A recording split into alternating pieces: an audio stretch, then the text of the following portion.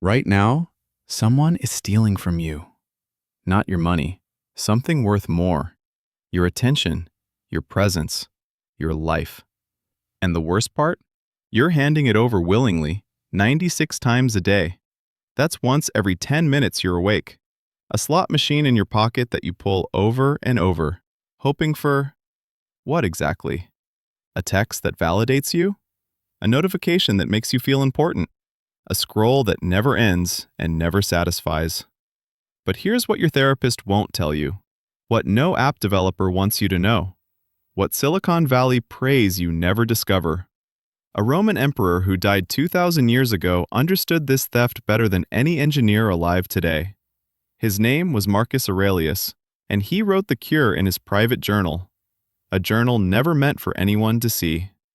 By the end of this video, you'll have 3 psychological weapons that Marcus Aurelius used to control his attention in a world designed to steal it. You'll understand why willpower always fails, why every app you've downloaded to fix this has made it worse, and why the answer isn't a new hack. It's an ancient truth that's been buried for centuries. Watch closely, because what I'm about to share isn't self-help. It's warfare. Principle 1. The Dichotomy of Control. Marcus Aurelius wrote in his private journal, "You have power over your mind, not outside events. Realize this, and you will find strength." Read that again, let it land. You have power over your mind, not outside events. Translation: your mind is being hijacked by things you cannot control. Think about what's occupying your thoughts right now. Someone's opinion of you, an email you're waiting for, a text that hasn't come, something that might happen tomorrow. Now ask yourself, can you control any of it? No, you can't control what they think. You can't make them respond. You can't guarantee tomorrow. But you're spending mental energy on it anyway. You're burning fuel on a fire you can't put out.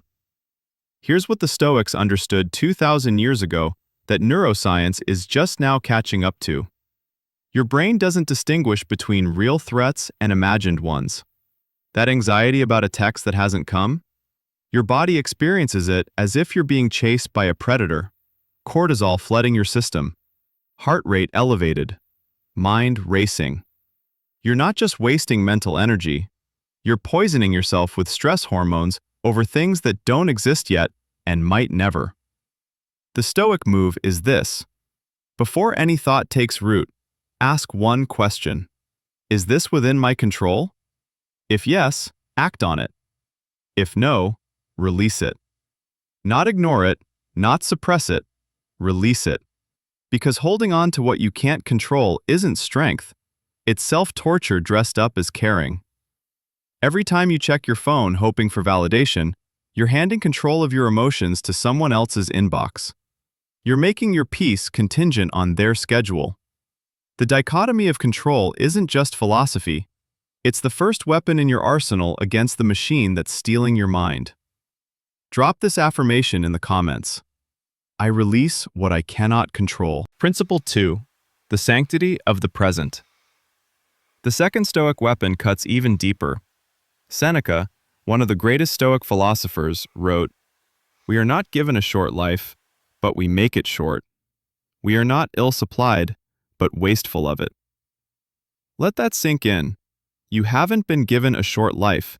You've been wasting it. When you're scrolling through your phone, you're not really here. You're in a simulated world of curated moments, manufactured outrage, and infinite content designed to keep you from ever feeling satisfied. Think about what you're actually trading. This moment, this conversation, this sunset, this meal, this person in front of you. For what? A stranger's opinion you'll forget in 10 minutes. A meme that won't matter tomorrow. A notification that exists to make someone else money. The Stoics called this living in accordance with nature. Not nature like trees and rivers, though they valued that too, but your nature as a human being. And human beings are designed to be present, to engage with what's real, to pay attention to what's in front of them. Your phone is an escape from reality. But reality is the only place where your life actually happens. Here's the Stoic practice. Before you pick up your phone, state out loud what you're about to do and why. I'm going to check my messages because I'm expecting a response about tomorrow's meeting. Not, I'm bored. Not, I'm anxious. Not, I'm just killing time. If you can't articulate a clear reason, don't pick it up. Because every time you pick it up without purpose, you're telling yourself that this moment isn't worth being in. That whatever's happening in front of you isn't enough. And when you repeat that pattern 1,000 times, you train yourself to be perpetually dissatisfied with reality. That's not a phone problem, that's a life problem. And the Stoics solved it 2,000 years before the first notification ever pinged.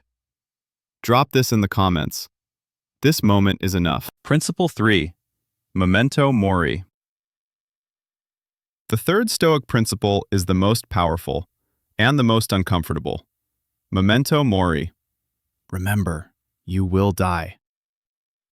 It sounds dark, but it's actually the most clarifying thought you can have. Marcus Aurelius wrote, "You could leave life right now. Let that determine what you do, say, and think." Read that again, let it hit. You could leave life right now. Imagine it's your last day alive. Really imagine it. Would you spend it scrolling through strangers' opinions? Refreshing a feed? Watching short videos you'll forget in 5 minutes? No. You'd be present with the people you love. You'd pay attention to the sky, the taste of your food, the feeling of being alive. The Stoics practice this thought daily, not to be morbid, but to wake up. To remember that time is the one resource you can't get back. Every hour you spend distracted is an hour you don't get to relive. Here's the uncomfortable truth. You're going to die with your phone in your hand if you're not careful. Not literally, though some people literally do, but metaphorically. You'll arrive at the end of your life and realize you were never really here. All those sunsets you photographed but didn't watch. All those conversations you half listened to while checking notifications. All those moments that existed only for you to post them. Gone. Wasted. Traded for nothing. The Stoic cure for phone addiction isn't an app or a rule or a screen time limit. It's a shift in perspective. This moment matters, and you're missing it. Memento Mori isn't about fear. It's about urgency. It's about recognizing that your attention is your life, and you've been giving it away for free. Drop this in the comments. Memento Mori. So how do you actually implement this? Here's the 3-step Stoic phone protocol. Step 1. The Morning Fortress. Before you touch your phone in the morning, ask Marcus Aurelius's question. What am I about to let into my mind? Your phone is a portal. Every time you unlock it, you're deciding what gets access to your attention, your emotions, your sense of self. Treat it like a doorway to a fortress. Not everything deserves to walk through. The rule. No phone for the first 30 minutes after waking. Use that time to think, to plan, to exist without external input. The Stoics called this preparing the mind for battle. Because make no mistake, the moment you open that phone, you're entering a battlefield. And if you haven't prepared, you've already lost. Step 2. The dichotomy check. Every time you reach for your phone, physically stop. Hand halfway to your pocket. Freeze. Ask, what am I trying to control right now? If it's external, validation, updates, someone else's behavior, don't pick it up. If it's internal, using a tool for a specific purpose, proceed with intention. This sounds simple. It's revolutionary. You'll realize that 70% of the time, you're not reaching for your phone for a reason. You're reaching for it out of habit, out of anxiety, out of the desperate need to not be alone with your own thoughts. And that's exactly what the engineers are counting on. Step 3. The evening audit. Marcus Aurelius journaled every night. He reviewed his day. What went well? What did I learn? Where did I lose focus? Do the same with your phone use. Check your screen time. Don't judge it. Observe it.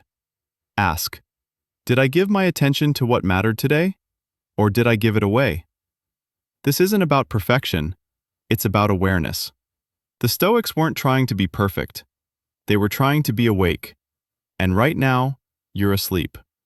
The phone has you hypnotized. These 3 steps are how you break the trance. The Stoics believed that the only prison is the one you build in your own mind. Your phone isn't the enemy, it's a tool.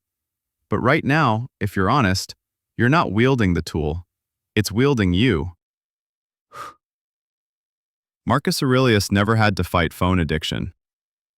But he fought the same battle you're fighting right now.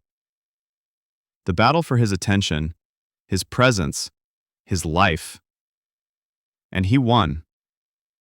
Not by removing all distractions. He was the emperor of Rome. He couldn't. But by mastering his mind within the chaos.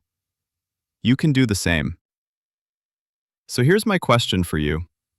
If you could reclaim just 1 hour a day from your phone, what would you do with it?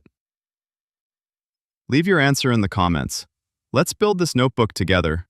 If this shifted your perspective, if you felt something move inside you while watching this, subscribe. Not for me, for you. Because this is just the beginning. There are more weapons in the Stoic arsenal. More truths that the modern world has buried.